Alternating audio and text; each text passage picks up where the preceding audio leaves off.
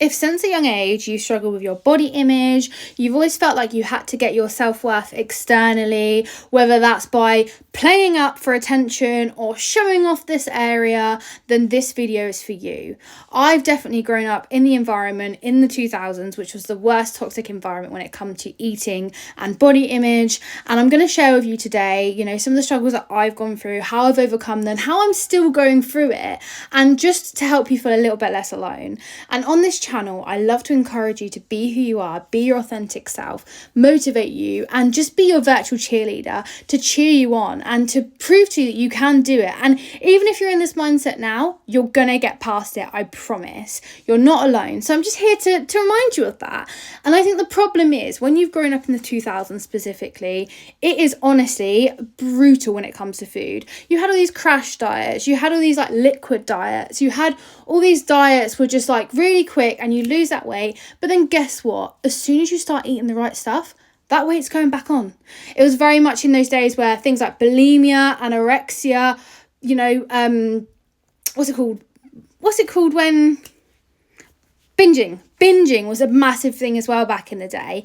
And I luckily stayed away from bulimia and anorexia, but I definitely did a lot of binging. And it was just one of those things you don't realise that you're doing it until you're in it and until you go to yourself, oh my God, like what am I actually doing? And for me, for example, I've grown up, again, in the 2000s, and I started off as quite a chubby child. Like I was not a skinny child whatsoever. I had little chubby cheeks. I was actually really, really cute. And I just remember from a very young age knowing and hearing about the word diet. And now I look back and I'm so grateful that we have such healthier ways to deal with these things now. I personally think that kids nowadays don't have to deal with that sort of thing, and hopefully parents aren't as much on those crash diets as they used to be. And it's very much, for me in perspective, it's been normalized that people will eat for nutrition and exercise to be stronger. But of course I'm not naive to the fact that people and parents will still do crash diets and it will still be brought up, but I feel like it's a lot less than it used to be, which is incredible.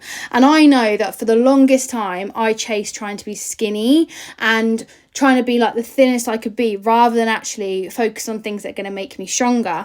But when I tried to start eating properly, the mind games it did in my brain, my gosh, like honestly, it was just a battlefield. Like all that food noise was honestly crazy. And just going back a little bit, when I grew up, I feel like it was very much normalized that your body was where your worth came from.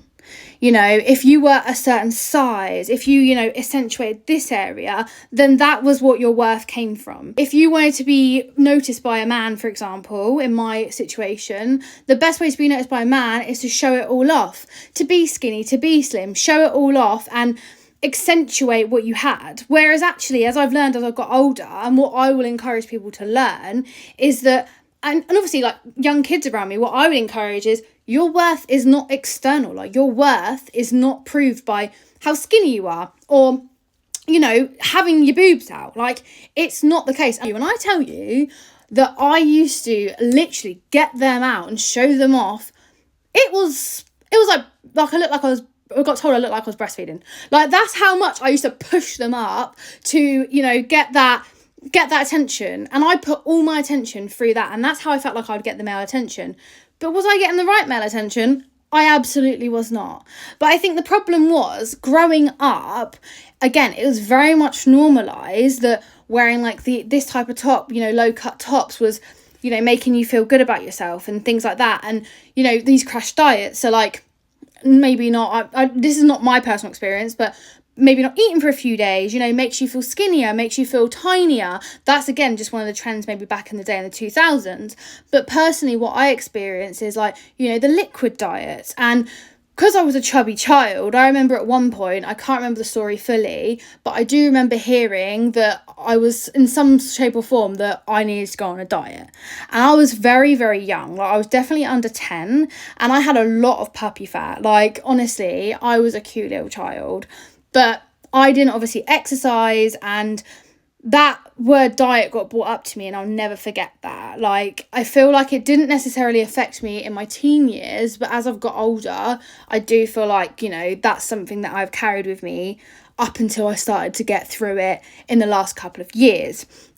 And like, as I went into my teenage years, I started getting more active. You know, I started eating, I can't remember what I used to eat, to be honest, but I had quite a healthy relationship with food. Like, it wasn't horrendous. And there was definitely, like, around me, there was like eating disorders around me. You know, there would be that sort of thing, like, you hear all about it, bulimia, anorexia, and I'd be lying to you if I didn't think to myself at one point in my brain, in my teen years, it would be so easy to have to throw up my food, to be skinnier, to be, you know, where I think I want to be pretty for these boys, to, you know, to be that size. And what I said, I was so glad that I literally realised in my brain that that's not good for me, that I can't put myself through that. So I was so glad that I didn't. But when I say that, you know, I thought about it, I would be lying if I said I didn't. But skipping forward to my like early 20s, I was fine with like the relationship with food and stuff like that in my late teens. You know, that I guess I dissociated from it. I didn't think about it too much. But when I got to the age of 24, I remember that I went through a breakup, and I remember the first thing I reached for comfort was food. And again, at the time, I didn't realise it. I thought, oh, I'm not realising this, you know. And the problem was, I would do it where I'd eat like 2 sandwiches at lunchtime, and then I'd eat a takeaway, and then I got into this massive hole. Like, I got into this massive hole of being like, I'm just going to eat. It makes me feel good. But the problem was, I was getting bigger and bigger and bigger. And at the time, I didn't have the knowledge at the gym, because I was still going to the gym. But the thing of the gym was, I was training I wanted the muscles to be smaller, but I was actually training reps that were making me bigger. So I was actually bulking in effect, and I wasn't actually in deficit or, you know, maintenance, which in fitness terms, deficit is when you eat less calories than what you, so you have deficit. So yeah, you eat less calories than what your maintenance is. So you lose weight basically. And then your bulking is when you eat over your maintenance calories. So, you know, it's a whole fitness thing, and I'm definitely a fitness girly. But the problem was, I was definitely eating over my maintenance, and I was lifting heavy, and I kept bulking. And it got to one point, I was like, what the hell am I actually doing? Like, what am I doing? I'm not happy in my body. I feel uncomfortable. I don't feel good.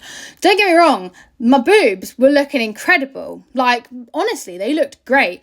But my feeling in myself was just not there. But did I use that area to get myself attention from men and get validation? Absolutely. Those outfits I used to wear, I used to accentuate it, because I thought, oh, do you know what? If I do this, I might get attention from this one guy. You know, he might look at me and go, oh my God, she's worth investing in. But the problem is, that's me attracting the wrong men. That's literally me going for the men that look at me for that reason. And they're not looking at you for wifey material. I can tell you now, which obviously now saying it out loud seems obvious. They're looking at you because they're like, she's a bit of fun. And I'll be real with you. At that time, I absolutely did not value myself whatsoever. I would have taken scraps. Like, I literally would have taken scraps. I would have been like, oh my God, he's paying attention to me. He likes me. Like, let's give him a chance, let's give him an opportunity. And then it wouldn't go anywhere, and I'd be like, wait, what the hell is going on? But the problem was, he didn't like me for me, he liked me for my body. He literally liked me for my body. He didn't like me for my mind, he didn't like me for what I could offer, you know, he didn't like me for intelligence. He liked me because of the way I looked, because of the way I presented myself, because again, I was normalised from a young age that how you look and how your body looks is all your worth. Like, you could be smart, you could be intelligent, you could be like the most amazing scientist in the world. Your brain could be incredible. You could have the personality that is like 10 out of 10, but that doesn't matter if you don't look good. And sadly, the problem with that was, I was again carrying on that cycle where I just was going out trying to get attention, trying to get this validation, and not actually really realising to myself that actually that's really sad, because you don't actually have to push yourself or do anything to prove your worth. So I guess this video is also about covering your self-worth, and how your self-worth comes from within, comes from who you are as a person, comes from your values, comes from your kindness. Like, for me, the biggest thing is kindness. You can have the most, you could look the best. Like, you could literally look that, what's that lady? I can't remember the lady. There's like a model, Ratachowski. I can't even say the name. You could look as gorgeous and amazing as her. Like, honestly, goddess. You could look like Gigi Hadid. But if your heart and your personality is 0 and talking to you is like talking to a brick wall, you're like, hello, and you just don't get anything out of it. It's like getting blood out of a stone. Your worth, like that, it doesn't matter. It doesn't matter how pretty you are. It's surface level, and it's not. And if that's all you have to offer, then that's really sad. Because I personally think, and you can disagree, and that's cool, but I personally think that you can look great on the outside, but if you have a bad heart, if you're unkind and you're not nice to people, then that makes you ugly externally. Like, I personally think that is the case. And I know a lot of people will. I know a lot of people will think, if you look good on the inside, that will project outwards and that will make you beautiful. I personally think how you treat people is how you feel about yourself. And I also think how you treat people, the kindness and everything like that, is what makes people like you as a person, is what makes you you. Obviously, don't go out there trying to be likable for everyone, because sadly not everyone's going to like you. And I have definitely struggled in the past with not being liked by people, but not everyone's going to be your cup of tea, and you're not going to be everyone's cup of tea. But the right people, you're going to be their cup of tea with 5 sugars. Nice sweet cup of tea. So just remember that even if it is the case that you look amazing, try and be kind, try and be nice, try and be understanding, try and be empathetic. Obviously, don't let people walk all over you. Like, I'm not saying let people do that. Have your standards, have your barriers, but try and be a good person from within, and that will shine without. So you can put all this makeup on, you can put all these outfits on that are going to push it up and make you look great. You can try all these outfits that are going to make you go, and you'll look great, I'm sure. But if you are not a very nice person, then that means nothing. That is irrelevant. That is just, there's nothing special. Like, there's nothing special. And if you've got a personality where you're super out there and eccentric, be that person. Don't water it down. If you're someone that's slightly more reserved, that is okay too. That is fine. There's nothing wrong. Just be you. But remember that if you're not a kind person and you put all your value in your looks, it might not be your fault because you've grown up to feel like that. But this is your sign to go, okay, I'm much more than my looks. What can I bring to the table with my personality, with my character? How do I make people feel? How do I make myself feel? How do I feel about myself? Because ultimately, again, how I feel about myself is how I'm going to make other people feel.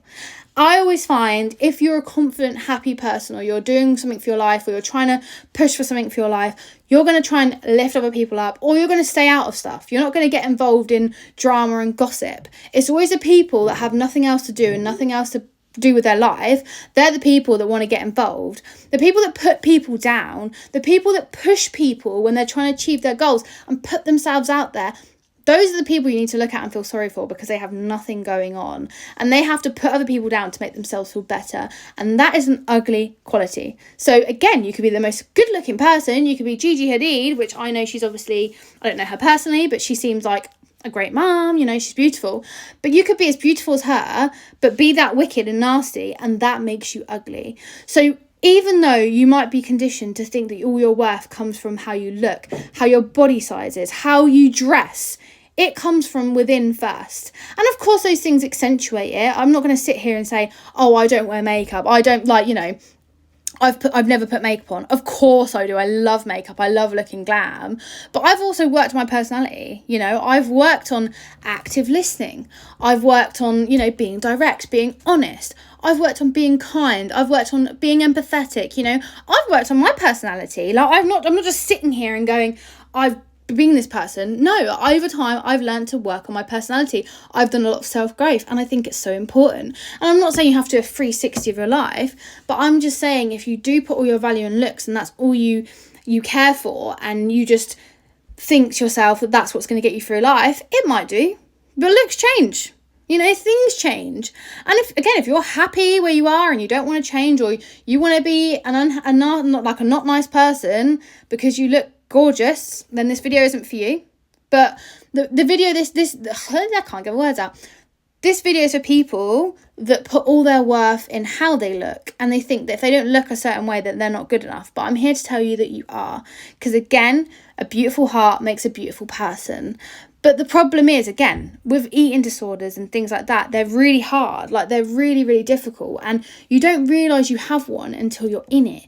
And when I came from the age of 24, and I got control of myself, I was like, I'm not feeling good in myself, I don't feel great, and I thought I want to level up, I was like, right, what can I do next? So I again tried to look at within myself, how can I make myself happy? How can I validate myself so I look good for myself, not other people? How can I look good for myself? And I started looking into fitness, I started looking into nutrition, I started deciding what I wanted to do. I started counting calories, and I found that for me really works. I never push it on people because it's not for everyone, but it's about moderation, you know, having balance, having the proteins, the fats, and the fibre and everything in your diet, whatever works for you. But again, just getting up, doing some exercise, it really helps. It helps the mind, and it helps you kind of stop from being in your head sometimes. Like, again, it releases the endorphins. It's amazing, and it tires you out after a long day if you haven't had enough of a long day. But exercise is definitely really important. So I got into my nutrition, I got into my fitness, I didn't do any of these fad diets. Like, obviously they're really tempting and it's really easy to do, but I just avoided them at all costs because I thought I'm not getting myself in that environment. But then it got to one point where I would, because when this like whole calorie counting was a phase, which was a few years ago, but I say I'm not getting in phases, but this is kind of a phase, so actually I contradict myself a little bit, but this worked out healthy for me. So in the long run, not this situation, but in the long run now. But I basically remember that I started counting calories, I was losing the weight, I was feeling healthy over myself and feeling great. But then I got to a plateau and I was like, right, what am I going to do? And the problem was, at that point, I had developed some sort of eating disorder. Because basically, I was literally restricting myself all week, like restricting myself on calories all week. And at the weekends, I'd binge. At the weekends, I would use that food to fill in a gap of dopamine and happiness, because I wasn't happy where I was. You know, again, it's before I realised why I was so unhappy and when I went on this healing journey that I've said in previous videos. But I wasn't happy where I was. I didn't feel good in myself. And all my main aim was to be skinny, was to be stick thin, was to be tiny. Because again, I put all my worth in my body and how I looked. And, you know, that kid that got told about dieting at a young age, you know, that's where it started, right? That is, and again, that's not the core reason, that's not the problem as such, but that's the starting factor that I remember from a young age. And then in my teenagehood, again, didn't really get involved in it, but again, early 20s, something trickled it, something triggered it. And sometimes things get triggered, and until we realise that the issue of the cycle, we can't get out of it. So I remember that I was binging at the weekends, that I'd be so restrictive of myself. It got to a point where, this is how bad it got, and I'm not even embarrassed to admit this, but it got to a point where I was using a lip scrub, and I was thinking, how many calories in this? Like, that's how sad it got, like, honestly. And that's how addicted I got to it. Like, so addicted to just be the perfect skinny, like to be the tiniest little thing. And it's honestly really sad to look back, but I just couldn't help myself. So because I got into that cycle, every all week, restrict myself, got to the weekend, I'd stuff my face. I would literally stuff my face, feel sick and feel disgusted with myself, and then wake up the next day feeling ill, and my body just felt uncomfortable. And then, because I kind of got into that cycle, I thought to myself, right, how do I break this cycle? So then I went into just literally going to the gym and just doing cardio. Like doing cardio every single day, literally stop calorie counting, stop doing all of that stuff, because I thought, that's the healthiest option. Started doing cardio, literally was walking or running, because I thought, you know what, I'm not doing calorie counting, but I need some sort of control. And what was that control, may you ask? That control was doing the cardio and looking at the calories I was burning and thinking, okay, this is exactly where I'm at. And obviously there's nothing wrong with that if you want to monitor your gym progress, but I was doing it obsessively. Like, I was doing it in an unhealthy way. Like, it wasn't healthy whatsoever. So I was literally going, okay, I'm on the treadmill, I'm going to burn 500 calories today, and then that means, you know, I can eat this, and this. But the thing what I was doing when I was calorie counting and wondering why my gut health was in a mess was I wasn't eating enough. Like, I wasn't eating enough because, again, I feared of being fat. And the reason I feared of being fat is because I ballooned at a certain age, you know, when I was in my early 20s after the breakup. But I also gained weight when I was younger.